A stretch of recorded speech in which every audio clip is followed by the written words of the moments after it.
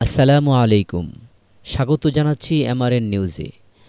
জুলাই গণঅভ্যুত্থানের পর ভারতে পালিয়ে যাওয়া সাবেক সড়ক পরিবহন ও সেতুমন্ত্রী এবং আওয়ামী লীগের সাধারণ সম্পাদক ওবায়দুল কাদেরের শারীরিক অবস্থা নিয়ে তৈরি হয়েছে ধোঁয়াশা। গত কয়েকদিন ধরে কলকাতার একটি হাসপাতালে ভেন্টিলেশনে থাকার পর তাকে আবারও তার গোপন আস্তানায় ফিরিয়ে নেওয়া হয়েছে বলে জানা গেছে।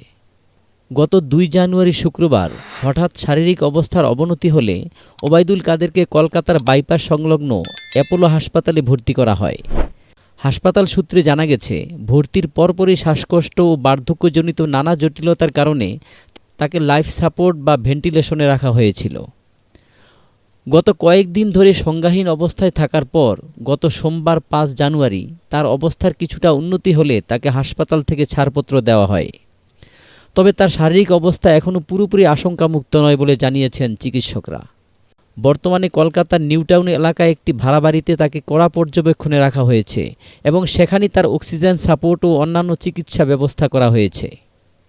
এদিকে বাংলাদেশে ওবায়দুল কাদেরের বিরুদ্ধে আইনি তৎপরতা আরও জোরদার হয়েছে।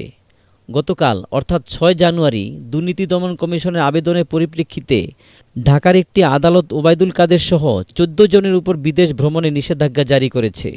যদিও তিনি বর্তমানে দেশের বাইরে পলাতক, তবু এই আইনি প্রক্রিয়াকে তার বিচারের পথে একটি গুরুত্বপূর্ণ ধাপ হিসেবে দেখছেন সংশ্লিষ্টরা। একই সঙ্গে আন্তর্জাতিক অপরাধ ট্রাইব্যুনালে জুলাই হত্যাকাণ্ডের মূল পরিকল্পনাকারী হিসেবে তার বিরুদ্ধে গ্রেফতারি পরোয়ানা বহাল রয়েছে। আওয়ামী লীগের অভ্যন্তরীণ সূত্রগুলো বলছে, দলের প্রধান শেখ হাসিনা নিয়মিতভাবে ওবায়দুল কাদেরের শারীরিক অবস্থার খোঁজখবর রাখছেন। গোপন আস্তানায় ফিরলেও ওবায়দুল কাদেরের ভবিষ্যৎ এবং তার দেশে ফেরা নিয়ে জনমনে বাড়ছে কৌতূহল।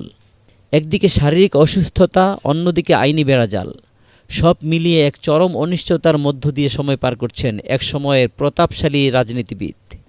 কলকাতা থেকে প্রাপ্ত তথ্যের ভিত্তিতে এই ছিল ওবায়দুল কাদেরের অসুস্থতা নিয়ে আমাদের হাতে থাকা সর্বশেষ খবর। আমাদের সাথেই থাকুন।